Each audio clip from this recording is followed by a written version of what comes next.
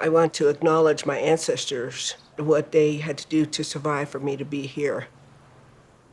Somebody has to talk for my ancestors. Somebody has to talk about the things that happened to us.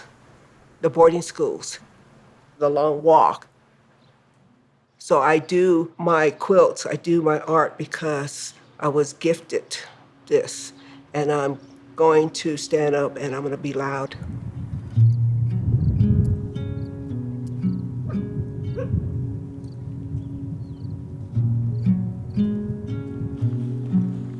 I'm a contemporary ledger quilter. Quilting for us Navajos is not traditional. It was something forced upon us. My mother was forced to quilt in the boarding schools, so she handed that down to me. Original sewing machine, right here, it's been with me. Been quilting almost 60 years now. I thought it would work out good. When I started having my kids, I realized if I made quilts, I can sell them. So that was my way of making a little bit of money. Former Senator Ben Niles Campbell, we made a trade for some quilts because he was going to have a giveaway. And then he was telling me, he goes, hey, your stuff's kind of boring. And I'm like, what? And then he says, think outside the box. Don't think what everybody else is doing. Think outside the box. What do you really like? And then that's when we started talking about ledger art. If you look in history, if you look at the pictures and stuff, it's a story. It's about war, it's about birth, marriages, falling in love, the death of somebody. And we adapted to use whatever material was in front of us. This is when that little light bulb went on in my head. I liked the adaptability, the colors, and it was somebody's story. And I could relate to that. And I said, that's what I want to do.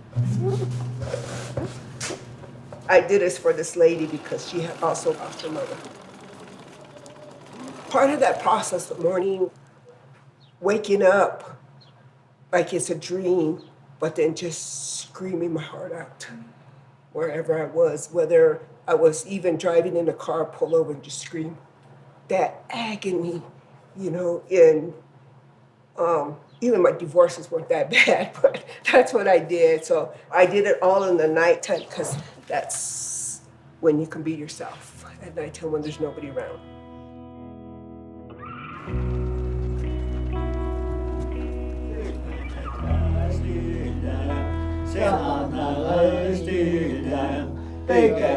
The importance of quilts is there's always a story behind that quilt.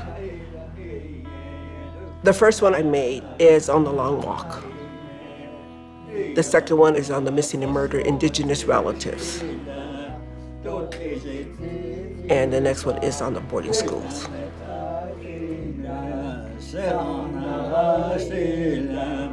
I wanted to bring voice to the voiceless, to tell them how resilient we are as Navajo people, that we're human. This is our land. These are our people. I took that and I forced people to listen to what I have to say because I'm speaking for them. I make a quilt. Millions of people are going to see that quilt, and millions of people are going to learn about my story. And especially, they're going to give a voice to my ancestors and to my mother. That's why I tell those stories. A lot of times when I'm working on something, I can feel my ancestors with me, with the women right there.